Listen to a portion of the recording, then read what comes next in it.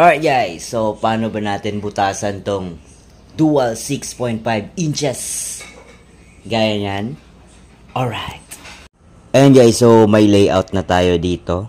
Ayan, dual 6.5 inches. Tapos dito yung tweeter natin. And ito naman yung breather niya or labasan ng hangin. Ayan, so pakita ko sa inyo guys kung ano yung mga measurement natin dito para eksaktong-eksakto yung ating pagbutas sa ating speaker hole, sa ating speaker box. Alright.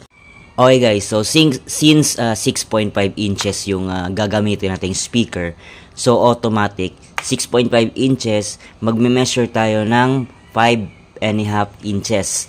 Ayan, so from here, ayan, hanggang dito, 5.5 inches yan. Okay? Kasi ang 6.5 kasi is mula dyan hanggang dito, yung total talaga ng diameter ng speaker. But ma-minus 1 inch lang tayo. So automatic 5.5 inches na lang yung natira. So hanapin nyo lang yung center point guys, dyan. Tapos gawa lang kayo ng anything na guide para maikot nyo yung ball pen nyo. Yan. So ang total dito guys 5.5 inches. Ayan. So bali dalawa yung bubutasan natin kasi dual to.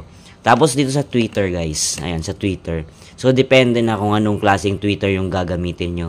Yung sa akin is yung NT38 ng Kevlar. Ayan, so yung total dimension or total height ng aking tweeter, kasama na yung horn, is nasa mga 7 inches and a half ata yun. Ayan, mula dyan hanggang dito. Okay, tapos yung butas lang na gagawin natin is 5.5 inches mula dyan hanggang dito. Tapos 2 inches mula dyan hanggang dito.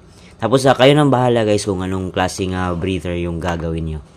Ayan, so magbubutas na tayo guys. Alright. Ayan guys, so butasan muna natin dito. Pagkatapos gamit tayo ng jigsaw.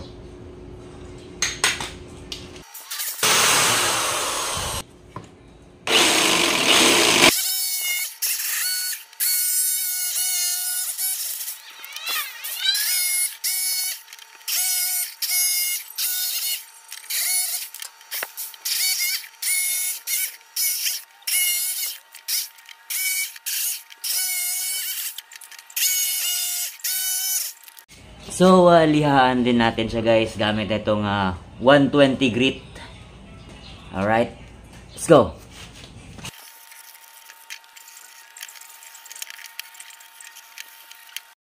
Okay guys, so the moment of truth, fit natin kung kasya ba.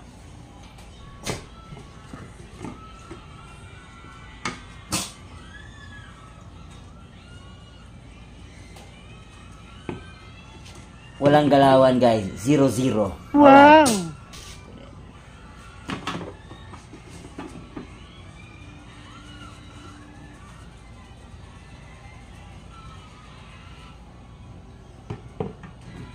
Eh guys, so tapos na nga natin butasan itong lahat ng ating dual 6.5 inch. So update na lang ako sa mga susunod na video nito guys. Alright.